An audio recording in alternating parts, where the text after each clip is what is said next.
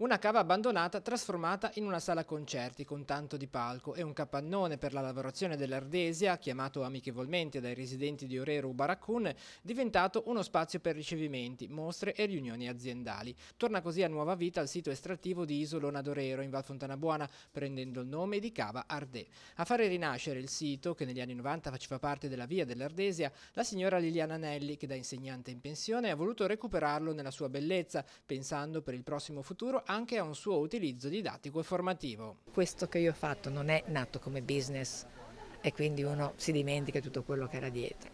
Forse fa parte un po' del mio bagaglio culturale, diciamo scolastico, e quindi vorrei mantenere il lato culturale, quindi mettere in piedi un mini museo.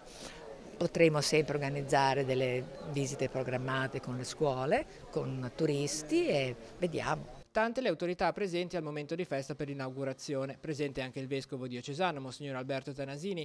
Il recupero del sito estrattivo di Isolona d'Orero rappresenta un segnale di rilancio per la vallata, che nel comparto ardesiaco ha comunque un importante capitolo della sua economia. Noi come comune di Orero fino a 15 anni fa lavoravano circa 250 operai, più l'indotto, diciamo che in effetti comunque l'Ardesia è ancora l'azienda principale perché impegna sul territorio circa 30 persone, che sono importanti.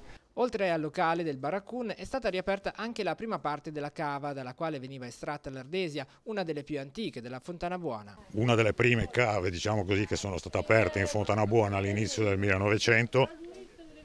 E naturalmente è stata lavorata all'incirca fino al 1970-72 con il relativo baracun qua di fuori, adesso ristrutturato, perché è stata trasformata, messa in sicurezza, adatta proprio per la visita, e questo credo che rappresenti un plus anche per qualunque tipo di attività si voglia fare, perché è una cosa unica in Liguria e probabilmente anche in Italia.